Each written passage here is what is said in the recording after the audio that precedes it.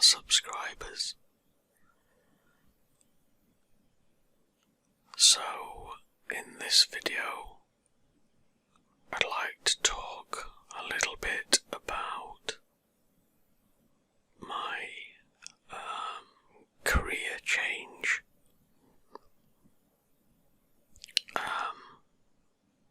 Back in 2023, I'd say 2022, 2023, just after COVID, I had a sort of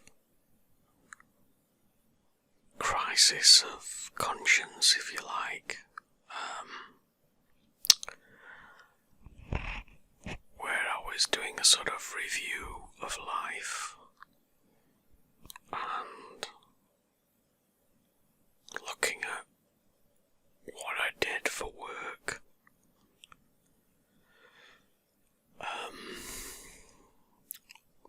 If you've watched previous videos, I've mentioned before that I work as a virtual assistant, sort of doing admin tasks,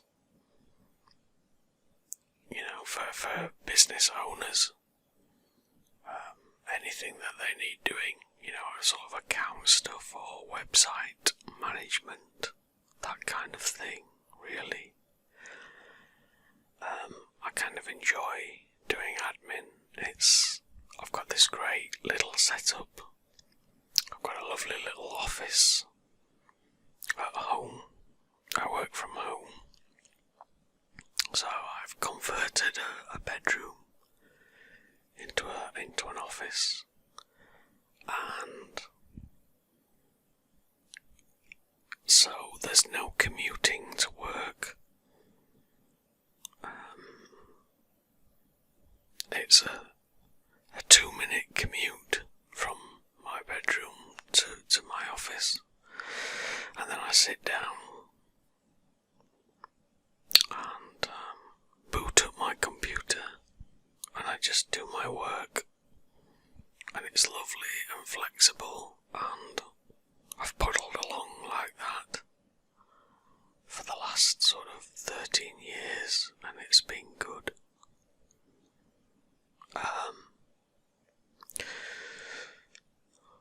Well, it has been good up until lately. The work is only as good as the clients you get, and my last clients, who were on a retainer, they kind of lost interest in the product they were working on, and so it made my job kind of difficult. I don't want to bore you with all the details, but I was supporting sort of a software app, and it worked well at first, and I really enjoyed the work, and then the guys lost interest, and customers were complaining, and all sorts of bugs came to the fore, and the bugs weren't being fixed, and it became sort of really demoralising for me to kind of support something that wasn't working properly, and so I took the decision to leave. I'm a kind of person that likes to do a good job in whatever I'm doing, and I take pride in my work.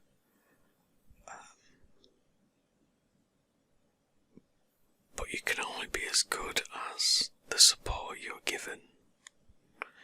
So, long story short, I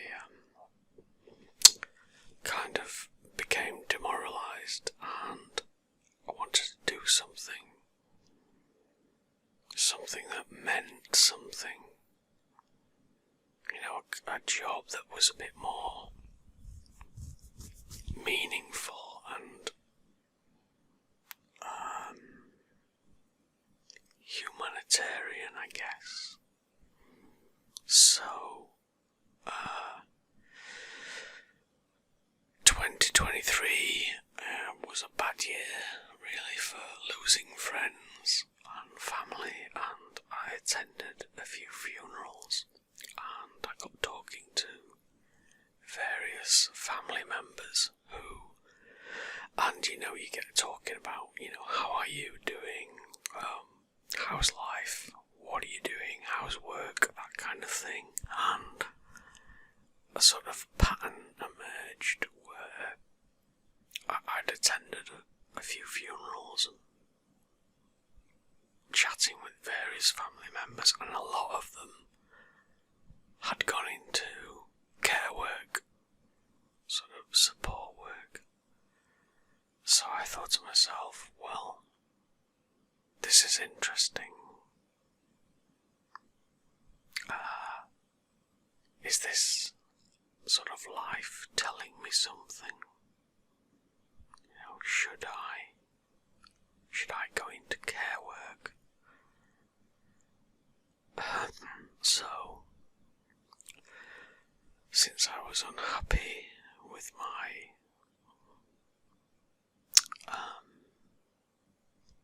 my own job, I thought, well, why not?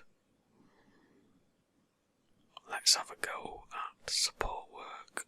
So, I had a look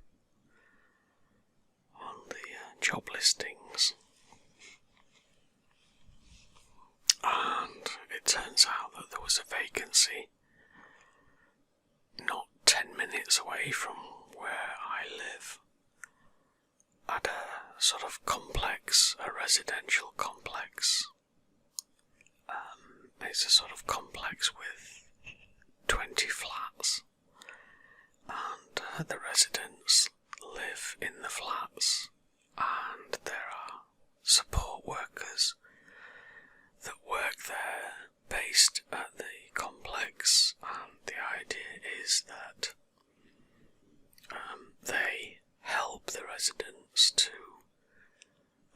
live a full life by supporting them, helping them with tasks such as cooking and shopping, cleaning, and whatever they need, really. So I thought, yeah, I'll apply for this. I'll apply for this job.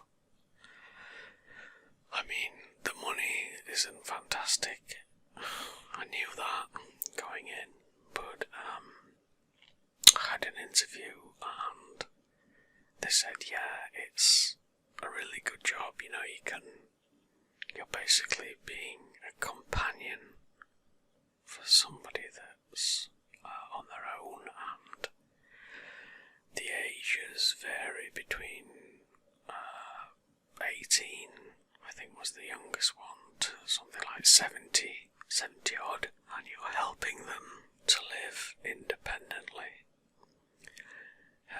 helping them to clean their flats and helping them to cook, helping them with tasks such as shopping, etc, etc.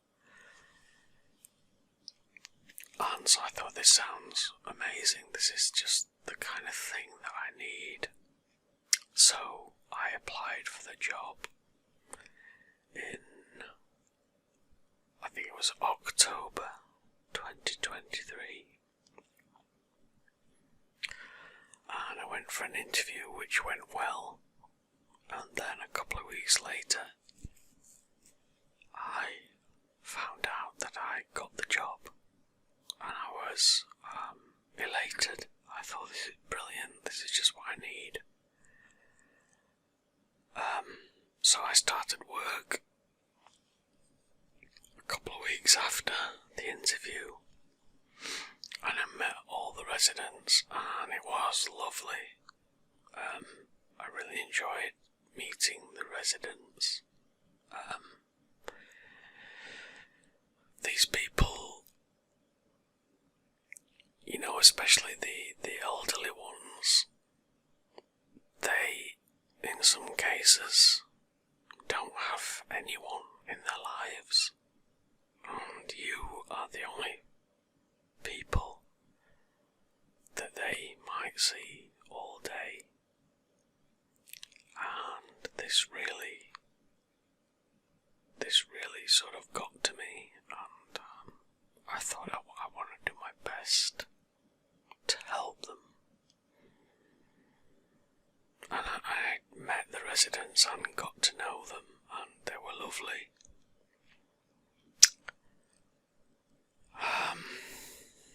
Sadly though, as the job went on, I was on a trial period, and as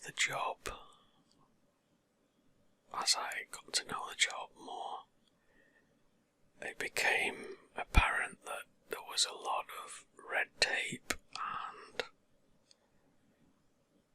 officiousness, if that's a word, sort of, health and safety and box ticking, and for example, you had to record everything. So for example, if you went in and cooked the resident a breakfast, you had to write everything down. You had to check their finances. Every bit of cleaning or housework that you did, you had to write it down. You had to check the fridge for out-of-date food and write it down, and it just became, I thought, God, I can't do this day in and day out. Writing everything down, and sometimes it got in the way of actually spending time with the resident and just getting to know them and, giving them time. And it got quite busy. And that was one of the things that kind of put me off. And then the shift patterns were just ridiculous, really. You would work an afternoon shift, 2 in the afternoon till 10 at night, and then be expected to go on to an early shift the day after. So you'd finish your shift at 10 at night and get home for 10:30, and then you'd have to be back there the day after for 7 a.m. And it was just ridiculous. They would just keep bouncing you around on different shift patterns. And sometimes the shifts would go into the weekend, so you would do all sorts of erratic shifts, sort of like Thursday, Friday, Saturday, Sunday, and then they might give you Monday, Tuesday off, but then you'd be back Wednesday, all sorts of different shifts. It was like there was no sort of planning or organisation behind it, and this was pretty tiring. And you can't plan anything for your personal life. So that was another thing that kind of put me off. And then the sort of straw that broke the camel's back really was they wanted to train me up in dispensing medication. And I thought, well, that should be simple enough. Just give somebody some tablets. But no. Even that had its complications, and there was a lot of training and everything that you had to complete before doing this, and I went on one of the training courses about medication, and it kind of made me realise how serious and responsible this is.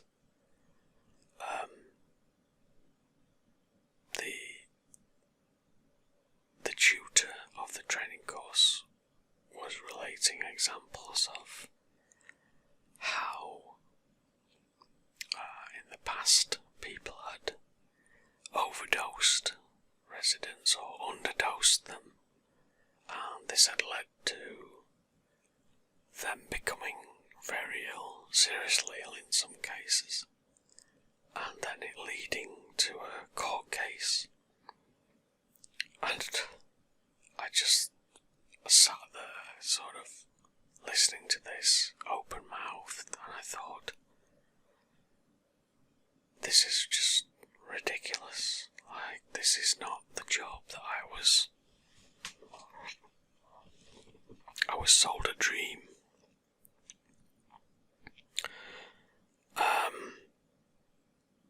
So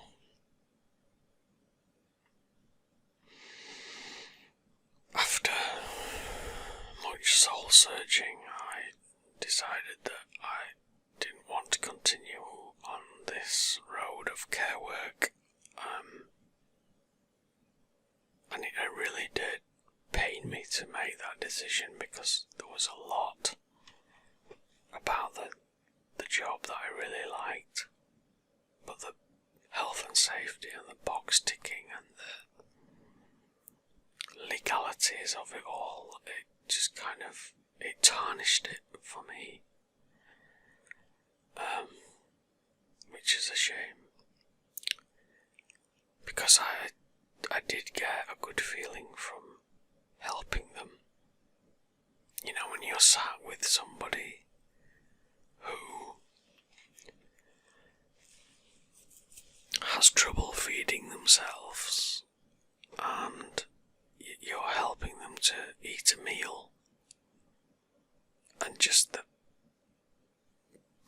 pleasure that you feel because of their reactions, they're so grateful. There was a resident there called Linda, and she was in her 70s, and she struggled to feed herself, and I would sit with her, prepare a meal and sit with her, and then help her to eat the meal, and then help her back to her chair, and I really bonded with her. And she liked to sort of playfully tap you, like sort of playful tapping, you know, hit you on the hand, and she was very giggly and silly. She was non-verbal, but she used to communicate in that kind of way, and she had the most beautiful smile. And I miss her.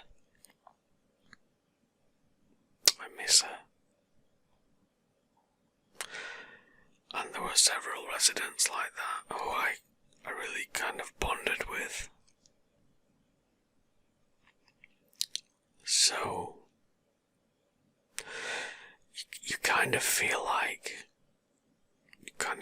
an angel taking care of people, and that's the reason for the picture that I've put on this video of an angel.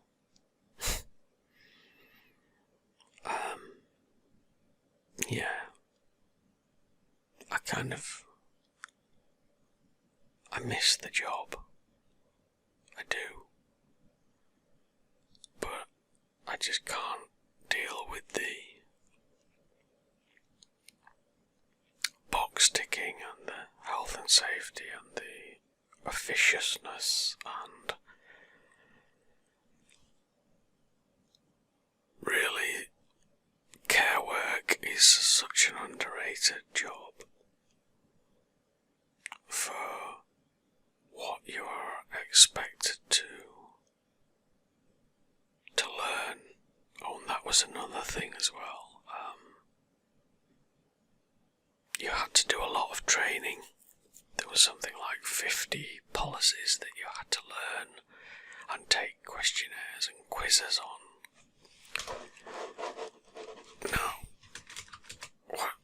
And you had to pass those in order to get your care certificate.